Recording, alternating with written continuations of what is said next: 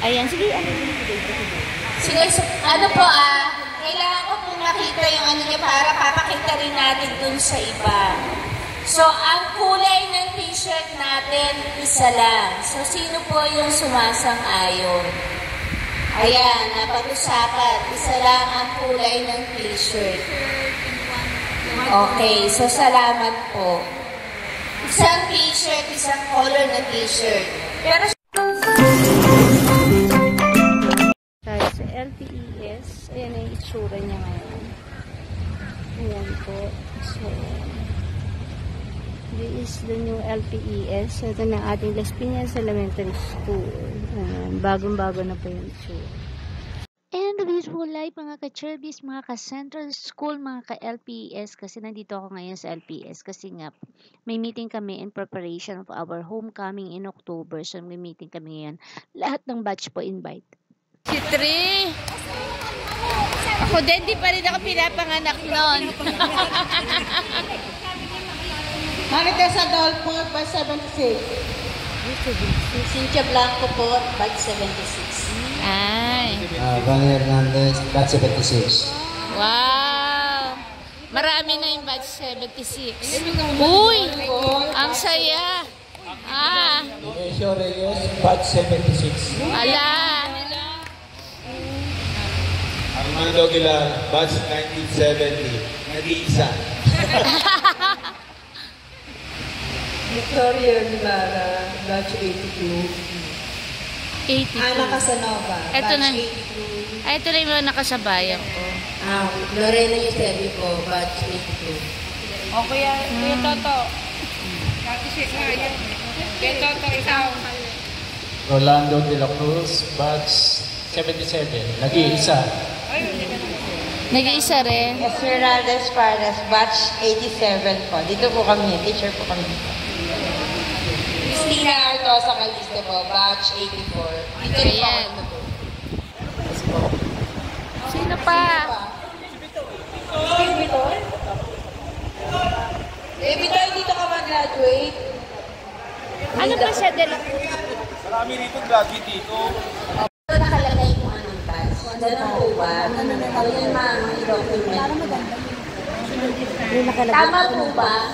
Isang kulay ng t-shirt, may common na design for the celebration. Tapos po, may name na batch. Okay. Pero sa May, mag-t-shirt ka ba? O di po muna siguro. Tapos ganito po, yung t-shirt po, dahil grupo natin yan eh. So, ang suggestion ko, bawat batch, kanya-kanyang preparation ng t-shirt. Kasi po mahirap pag gagawin natin, yung grupo lang, yung all group lang ang mag-aasikaso. May experience po, mahirap yun.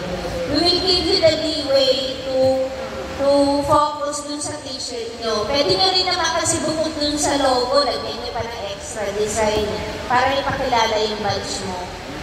Pero po, merong common na yung design ay Sa team uniform.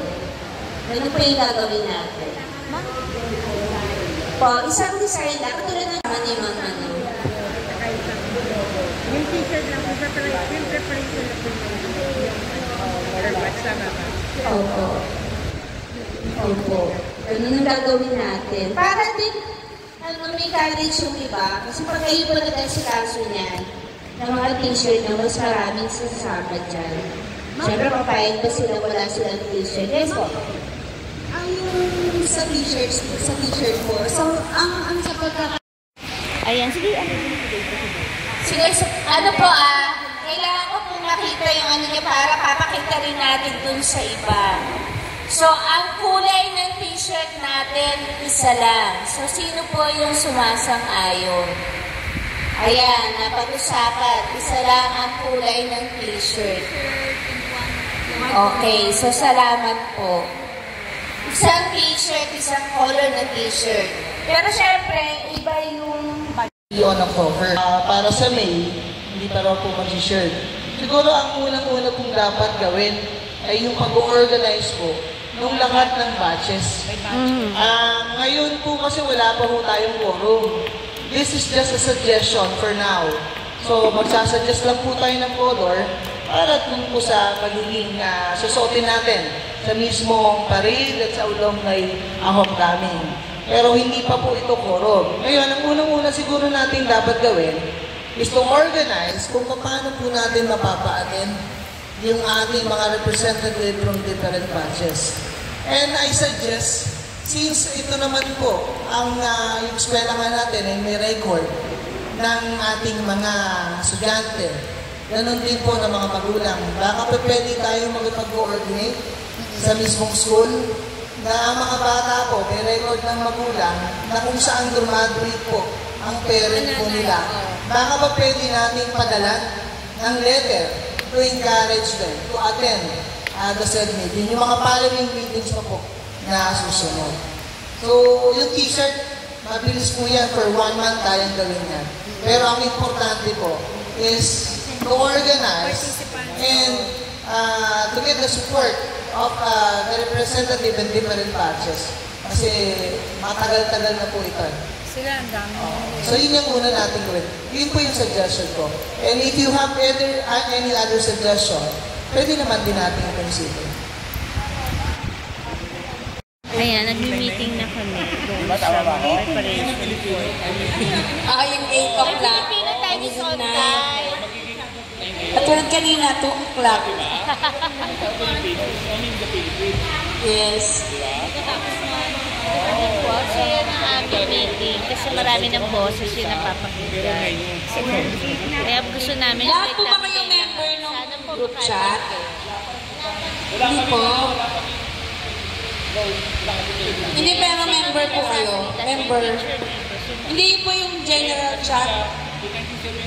May group chat na yan sa municipal.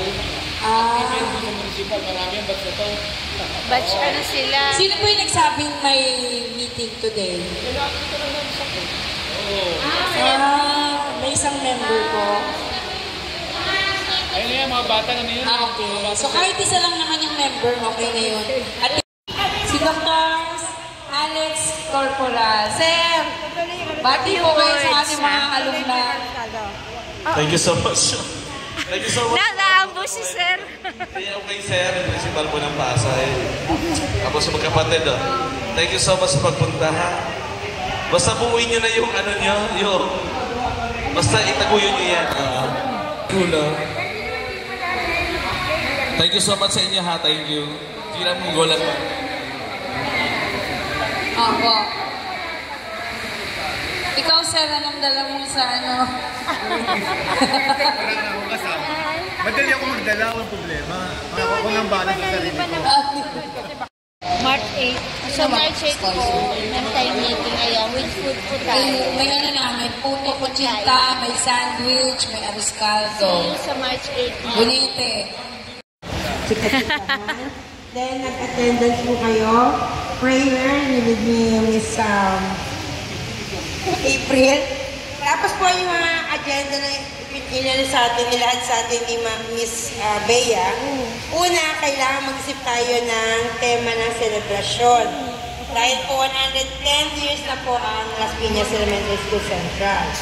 Ang target date po natin ay sa October 2025. Pero magkakaroon po tayo ng mini activity for alumni sa May 2025 sa Brigada Eskwela. Then, t-shirt. Ito pa lang sila ng one color, same logo. Ang balak po, 9 a.m. So, agree po tayo lahat na mas madami po sana tayo sa susunod. Suggestion, magkakaroon ng banding, mini side together, potluck. So far po, meron po dito 5 batches na sabi po ang mga dadalhin. Batch 85, arroz caldo. Batch 87, nilagang itlog. 76, sandwich. 82, bonete. 70, puto or puto kuchinta. Yung iba po, pwede naman sa next na meeting naman, di ba po? Yes. Kasi baka mamaya sa wala kaming share. Okay na po ito kasi 5 na po eh. Kasusunod na batch naman po yung Opo. Ikaw magpipicture.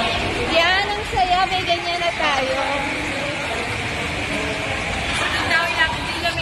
Hindi daw malayo sa stage. Oo nga, ilapit na natin doon para lahat ng ano, kaso baka may activity. Dapat kasi sa EV na kami. Eh, dumami na sila ng dumami. Kaya dito na. Okay lang yan. Ang saya. May dyan yung jaran na tayo. O ba? 63! Yehey, ang dami nila. Baka ano pa rin sila, mga nanay ng mga classmates. Batch 63! Yehey! Ayan ang ating batch 63. Batch 68! Yay!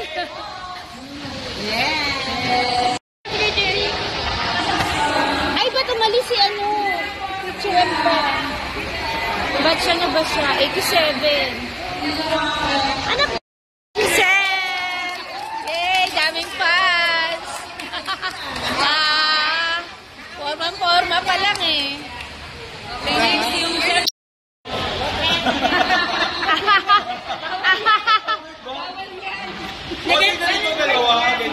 Yan, puso. Doon tayo sa puso.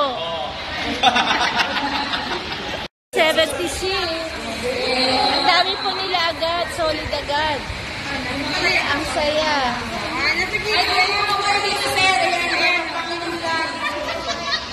Kasi may program kayo na.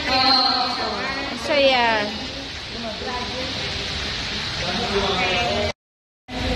$70 ano ba? 7? 82. Ah, 82 na.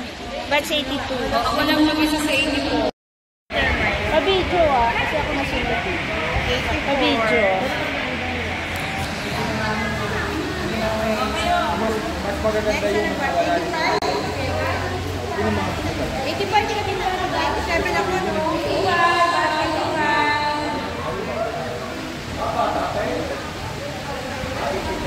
meron talaga po. 86 kami. 86 po? 87 kami. 87, no? 86 ba? Thank you.